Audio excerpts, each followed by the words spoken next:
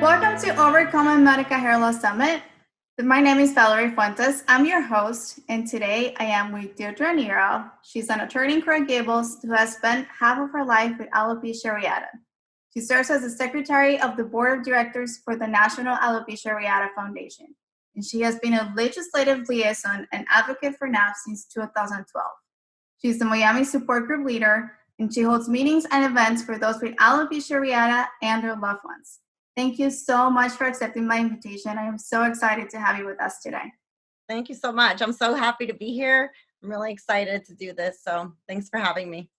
Yes, and so I want to get to know you first. So tell us about your story and what's your alopecia story? I want to hear all about it.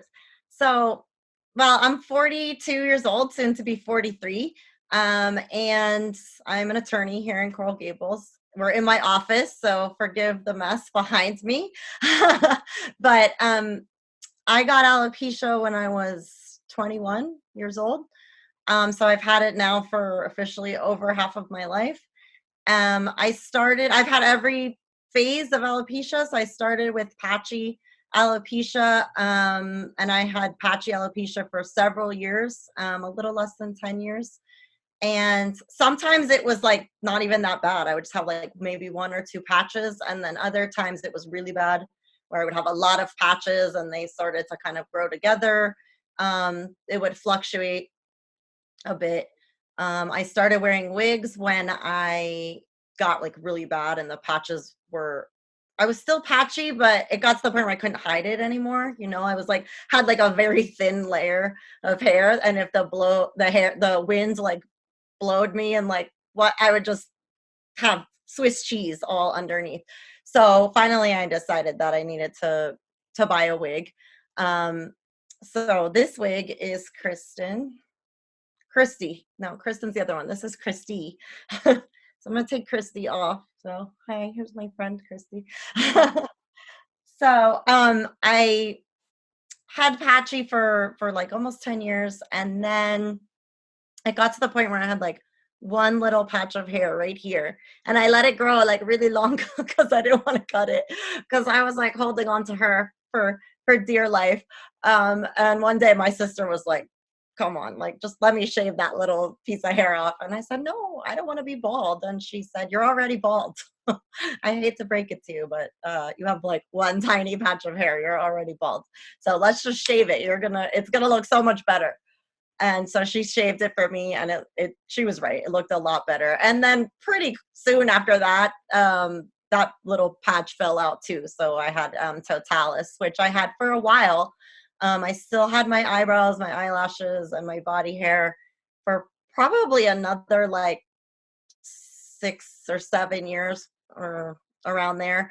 And then I think it was around like 2011 or 12 that I lost all my eyebrows, my eyelashes, and my body hair, and I got universalis. And since then, I've had universalis. I've never regrew my hair. I did have one period of regrowth where I kind of grew. It was really funny. I grew like a reverse mohawk. So I had like hair in the front and hair at the back and like no hair across the center. So I kind of tried to let it grow out a little bit to see if maybe it would fill in, but eventually I gave up on that and shaved it. And then pretty much like a couple of weeks after I shaved it again, it all started to fall out again, and never came back since then. So. Wow. And so along that journey, when did you get involved with NAAF? Because I know you have been working with them for a long time. So getting involved with NAAF for me was like a huge turning point in my alopecia journey. Mm-hmm. Before I found NAAF, I really was hiding my alopecia. I wouldn't have done something like this without a wig on if my life depended on it. I didn't want anyone to know or to see me bald. Obviously my friends and my family, my close friends and my family knew, but that was really it. I was very private.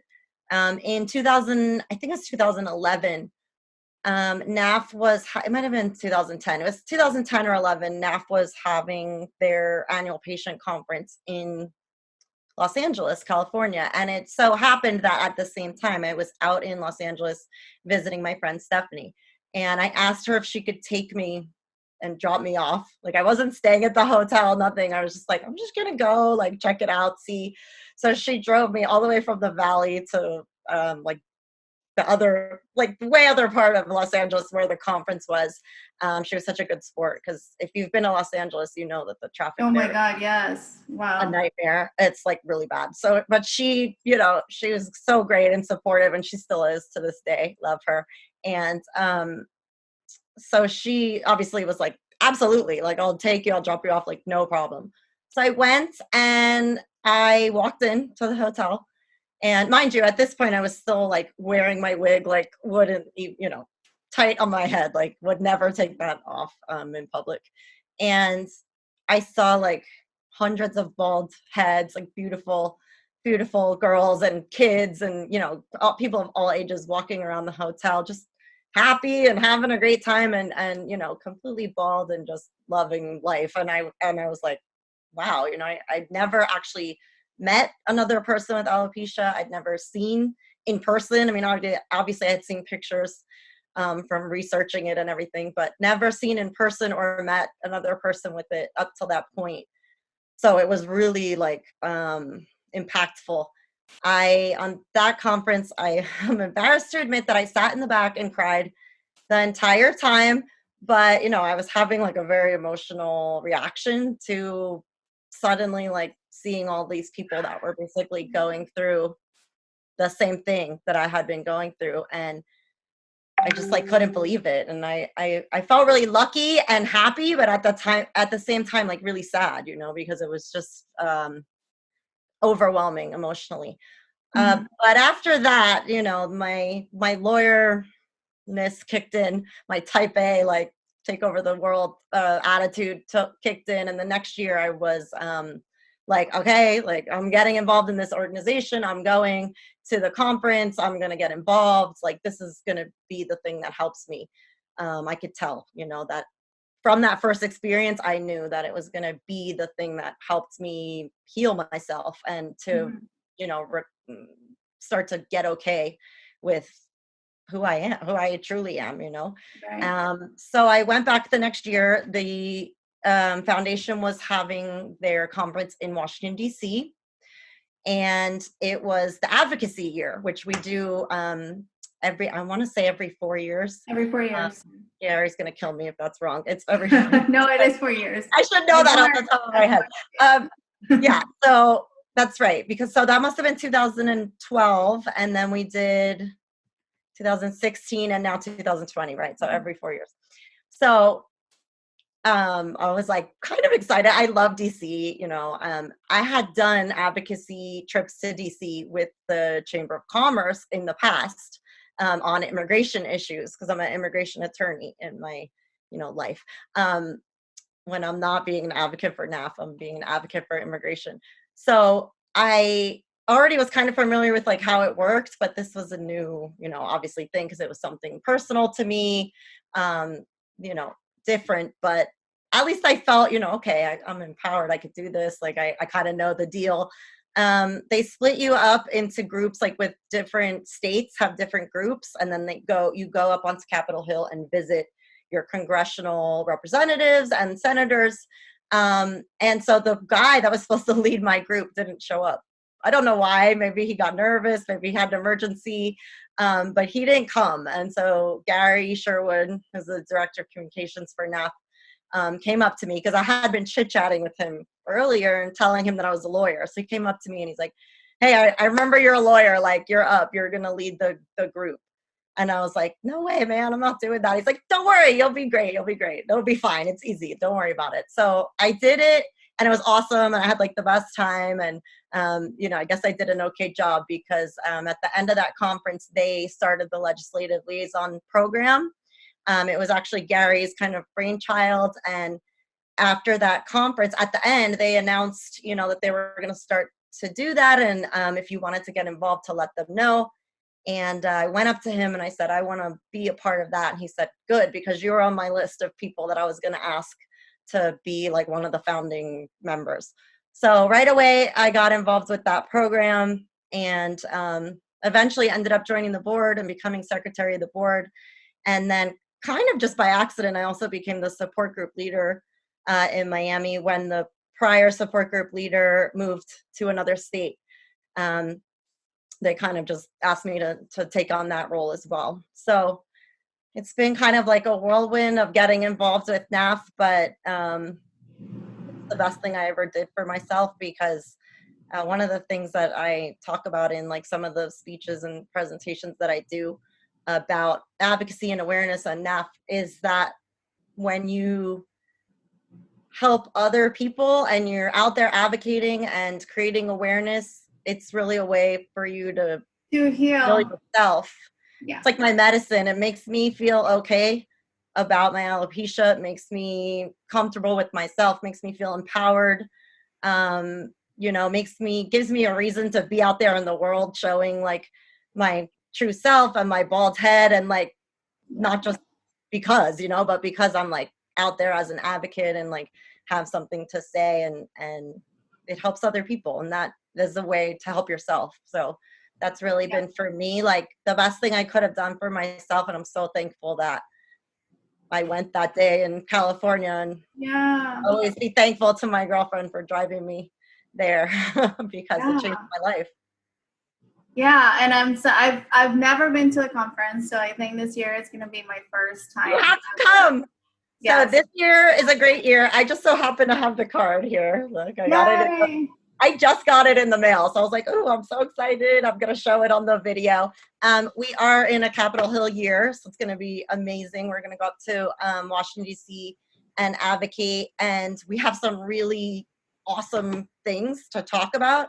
The conference is June 18th to June 21st for anyone listening that might want to come, and registration is actually live now, so you can already sign up. So one of the things I wanted to kind of talk about being legislative liaison is that really it's not scary. I mean, a lot of people are like, oh, I can't do that. I wouldn't know like how to do that, what to say. I'm not comfortable talking about the issues or whatever.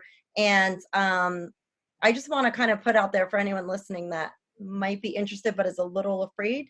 So what does it look like? So if I want to become part of the program, step one, what do I do?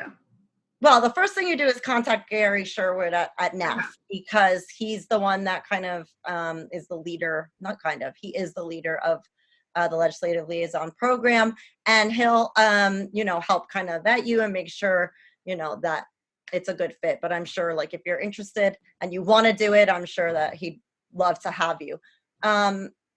We go up to Capitol Hill, a group of us, once a year in September, usually, for Advocacy Day. And then on the conference year, we also go in the summer during the conference. And then we also visit our local district offices, right? Because not only do your representatives and senators have offices in Washington, D.C., but they all have offices in the place where they're from, where they're representing. So you can also go there, and which is great because maybe you can't travel to Washington, D.C. for whatever reason. You can still be a really effective advocate by visiting the representatives and senators' offices and starting to form relationships with their aides. A lot of people are like, oh, but I want to talk directly to the rep or the senator. And I'm like, that's great, and you should. But really, like, the people you want to get in good with are the aides that work on healthcare, like the people that are part of the staff of that senator or representative that are dedicated to the healthcare issues are really the ones that are doing kind of all the behind the scenes legwork. And so those are really the great people to get in with. And so, so what it looks like basically is we go up to Capitol Hill, we have meetings with our legislators, and the main thing that we do, yes, we talk about very specific issues, but our main purpose is to educate them, teach them what alopecia is, tell them our stories. We have small groups, everyone goes around and tells their story, or if it's a larger group, we might nominate one or two people to tell their story. because that's really where I feel like the impact is. Like, yeah, of course, we want to ask them to support whatever issue we're working on in that given year. But the important thing is to show them the human face of this disease and show them, you know, the people behind the bill and all the things that we're asking them to support. Right. So that's really our main purpose. And I think that we're really effective in that regard. Whether it be lucky or not, this is a very visible disease. It's not something, you know, like it's visually impactful. I mean, it just is, like, whether that's good or bad. I mean, it depends on, I guess, the context that we're talking about it, but you know, it has an impact to take your wig off and put it on the table in front of the legislator. You know, there's a certain impact to that. So we're a pretty effective group, I would say. We have all kinds of people from across the country are involved, young kids, older people, you know, parents of children with alopecia, adults with alopecia, people with patchy alopecia, totalis. We have people of different races, nationalities. We have people from all over the country, which is ideal, because what we want to do is really have a legislative liaison from every state. Everywhere. You know, we want to cover the map. In fact, a lot of times at the conference, they'll put up a map and they'll show like where we have legislative liaisons and where we have gaps, right? Okay. And like really want to fill that in so that there's no gaps and we cover every single, you know, district in every state. That would be awesome. So absolutely. I definitely, so you know, if you want to test it out, the conference is a great place to do that, because it's a bigger group. It's a little bit more, you know, it's a really organized effort. They're going to do a big prep session, so to make you feel like very comfortable with what's going on and the issues. So the conference is kind of a great way. The DC conference specifically is a great way to like kind of test whether you think you might be a good legislative liaison or not. Yeah, that sounds amazing, especially because I know it will make a difference. I would love to participate. We would love to have you, and anyone else out there listening that might be interested, like, we would love to have you. And if you want to contact me directly, I can put you in touch with Gary Sherwood, or you can, of course, contact him directly. His information is right on NAAF's website. Yeah. So what's on the agenda right now? Because I know for sure the having wigs become a medical device or a prosthetic, I think is the language. So we've dealt now in a couple of Congresses with a bill. We've always had a House bill. We never, you know, really had a companion Senate bill. And then it kind of died on the vine when that congressional session ended. But every year we kind of came back with a vengeance and you know, went back in for another try. This year is awesome because we have our House bill and we also have a companion Senate bill. So we're really excited about that. Let me tell you, I have it written down because I always get the numbers wrong when I do it off the top of my head. The Senate bill is S-2633 and the House bill is HR 3332. And basically both bills, they're really easy to read. They're really short, which is good because, you know, it's like one sheet and you can like read it really easily. You don't have to be like, you know, reading through pages and pages of crazy legislative language. And basically what they do is amend the Social Security Act to classify wigs as durable medical equipment when they're medically necessary. So not anyone could say, okay, I need a wig as a, you know, medical device. You would have to obviously be diagnosed by a physician with alopecia or another disease or condition that creates medical hair loss. So that's really good is for this bill, and for garnering a lot of support is that it's not just an alopecia specific bill. It covers all types of medical hair loss. And so we really can get a lot of other communities behind us that might have issues with medical hair loss. Obviously the cancer community is one, and there are other medical conditions that cause hair loss as well. So this would benefit all of those people. Mhm. It would change the classification under Medicare. A lot of people are confused about, well, how would that benefit me? I don't use Medicare. I have private insurance. And I'm probably not going to explain this great, but the easy way that I can explain it is that private insurance takes their kind of cues on what they're going to cover from the Medicare Centers for Oh, Medicare, gotcha. Okay. EMS they call it. So basically, if it's classified that way under Medicare, then a lot of private insurance will then say, "Oh, okay, well, we will as well." We'll do that. So that's the idea, is that making that change will then trickle down into the world of private insurance. Got it. Okay. So switching gears a little bit, because I know you're also the support group leader here. So if I want to participate in a support group, what does that look like? What do you guys do? So I will admit, I'm maybe not the best support group leader because I don't have as often meetings as I should. And that's just due to the fact that I'm like crazy busy.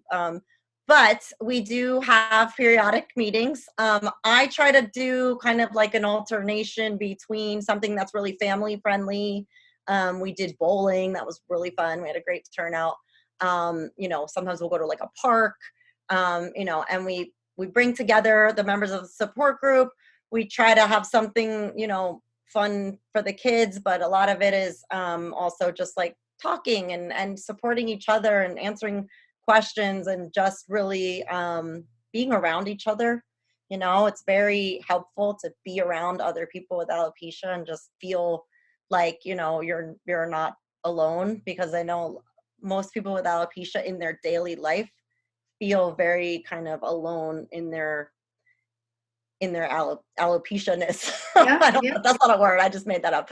But it's not the same as like when you go to the conference and like everyone there has alopecia or is a family member of someone who has alopecia. In daily life, like it's usually you're like the only different. one. Like I got so excited to hear that you were just down the street.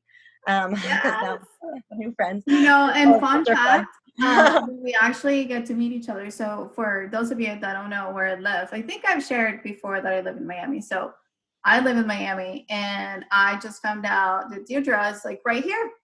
Yeah, we're like almost neighbors. It's crazy. Yeah. Like, look. So when I meet you in person, you'll be the first person that I'm excited. yeah. I can't wait.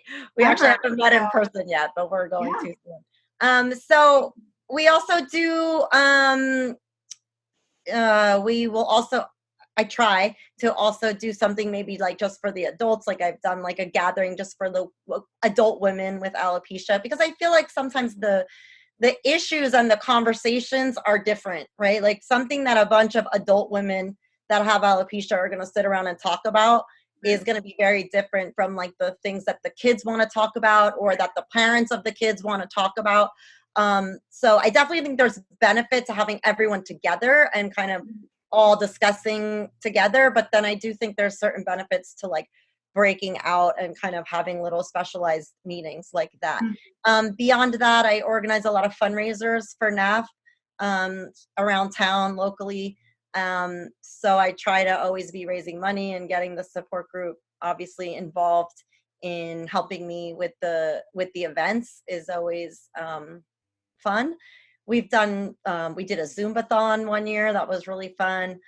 We've done some fun things. So please, if you're in the South Florida, Miami area, we'd love to have you join the support group.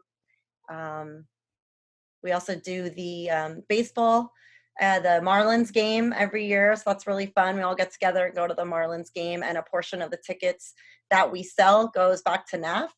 And this year I'm trying to maybe get also a Miami Heat game, change it up a little bit and do some basketball. So I just met a contact there that is that I'm working on that with. So stay tuned because I'm going to have details on that soon.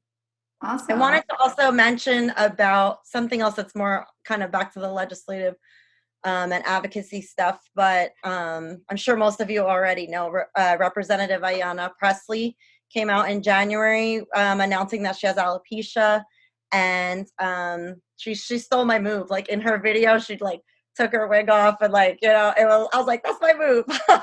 But she's amazing, and she's been on the floor of Congress, without her wig on. I've seen her doing interviews on TV without her wig on, and not stuff about alopecia. I mean, in the beginning, it was interviews about alopecia because she was coming out, so she was, kind of talking about it. But she's just out there now doing her job and talking about, the business of being a Congresswoman. And she's out there bald and proud, and she's amazing.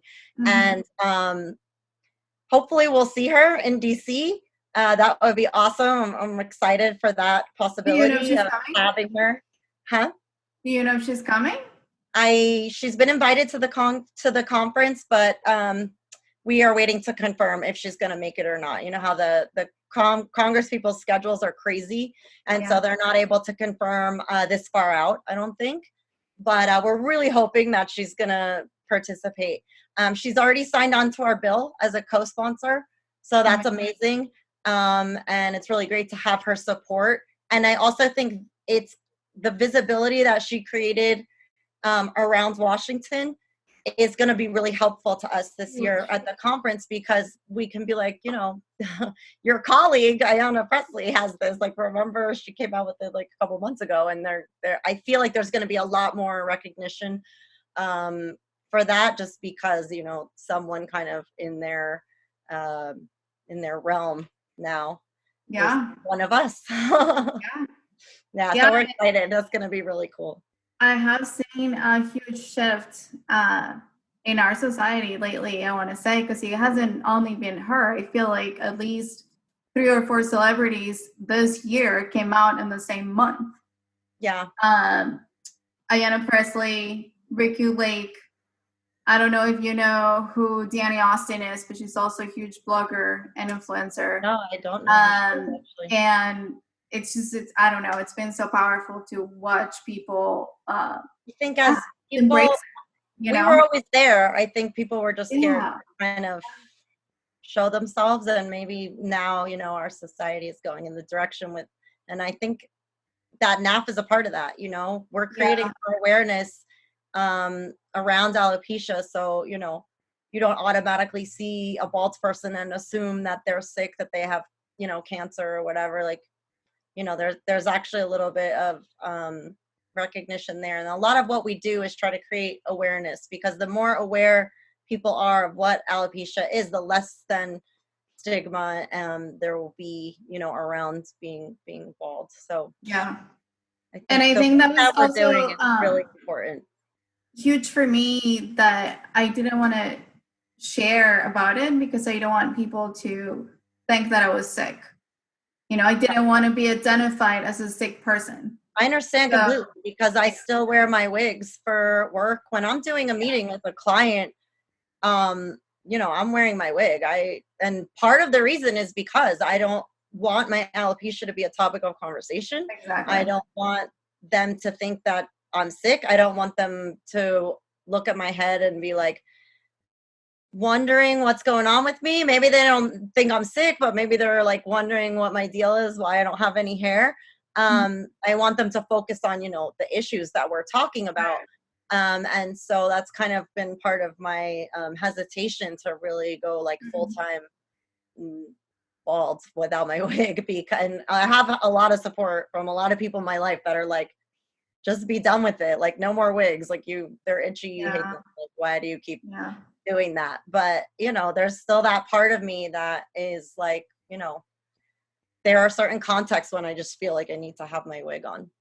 You know what? At the end of the day, like, it's our choice, and that's something that I feel like NAAF is really great at putting across and getting across to the members of the patient community, that like, it's your decision how you choose to kind of like do your alopecia, whether you choose to be bald all the time or wear wigs, or kind of like me, where I'm just like half and half, and it's our decision, and there's no like right or wrong way. Just however you feel comfortable is the right way. It's really whatever makes you feel good. Because I honestly, what I think is what's important is, if you're gonna wear hair, make sure that you're wearing it because it's your choice, not because you're hiding. Because Right. even though it's just in your subconscious, right? Like when I got my hair for the first time, I got it because I was hiding, right? Yeah. So I wasn't free, and it wasn't until I Yeah. started talking about it that like a weight Yeah. that lifted from my shoulders. And I was agree 100%. like, okay. I was definitely, my first wig was definitely because I was hiding. Yeah. Not anymore. It's not like that anymore for me, but, you know, that's a journey that some people take very quickly. And that's a journey that other people take years and years to take. Yeah. And it's a journey that some people never get there. And that's okay. You know, it's okay. What, all of it's okay. There's no like right or wrong way, you know. So I don't think I asked you, was there a specific moment when you said, okay, I'm done. I'm going to be open about this? When I lost my eyebrows and eyelashes, my sister, who was a jewelry designer and artist, and she got all the artistic genes in my family. I didn't get any of those. She was like, why don't we design like an amazing like earring line, and then we can make you the model, and it can all be like based around your bald head. And like, you know, at first I was like, what, are you crazy? I'm not doing that. Like 0%. I was like, I just laughed at her. And then finally I was kind of like, okay, maybe that might be a good idea. And so we started kind of working on this little pet project. And at the time I was dating this guy who was a professional photographer, and we decided we were going to do like a photo shoot for the earrings. So we made like a bunch of earrings. She made them. I didn't make anything. I helped her pick out some of the materials and tell her what I liked and stuff, but she really, it was the one that was doing all the hard work of making them. I was just the model. But he did a photo shoot for us, and we got like professional makeup, and we had like all these amazing earrings, and I did a lot of pictures alone, and then we had some of us together, and it was, I mean, these pictures are outrageous. They're gorgeous, gorgeous pictures. And they really gave me like the confidence to be like, that's a really good picture of me. Like, even though I don't have any hair on, I look I'm really telling good. you, when I've seen your pictures without the Yeah. wig, they're beautiful. They're gorgeous. Yeah. So if you saw like my Facebook profile, that picture is one of the pictures from that photo shoot. Yeah. So that was like in the summer. In September of that same year, I was like, okay, I have this really good picture that I'm really like not embarrassed of, because I look awesome in this picture. I'm like really like psyched that I have something that I like the way I look bald, right? Because up to that point, I would never, you know, put a bald picture of myself anywhere. But I loved the picture. I thought it was gorgeous. And so I was like, okay, I'm gonna, you know, only for the month of September, I'm gonna change my profile picture on Facebook, because it's Alopecia Awareness Month. Awareness Month, yeah. I was like, only the month of September. And I actually like went in and I changed it, and I did like the thing where you can like only for a certain amount of time, and then it reverts back to your other, you know. So I was really only going to do it for that month. And in that month, you know, when I posted that picture, obviously it came along with kind of like coming out on social media, like, hey, here's this picture of me bald, and the reason I'm bald is because I have alopecia, and this is what alopecia is, and like the whole thing, right? Like I didn't just post a bald picture and not say anything. Like I actually came out and told people what it was and everything. And I got so much support and love and positivity and great comments, and that I left it, and I never changed the picture back. And that was like 8 years ago.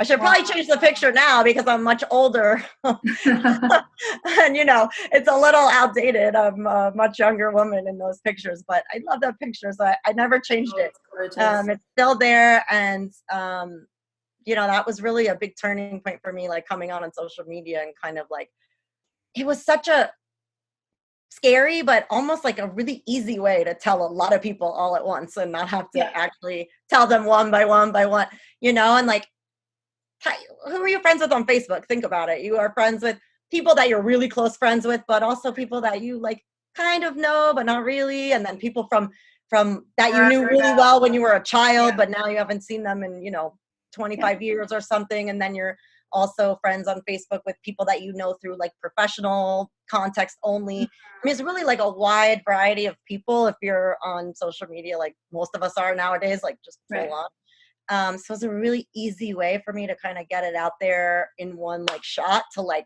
the huge, without telling your story over and over. yeah, like a huge population of the people that I interacted with on a daily basis, or sometimes people that I hadn't interacted with in a long time. But you know, so that was awesome, and I'm really glad I did that. I never regret having done that because I think it really was a big turning point. And the funny thing is, like, it all kind of coincided around the same time.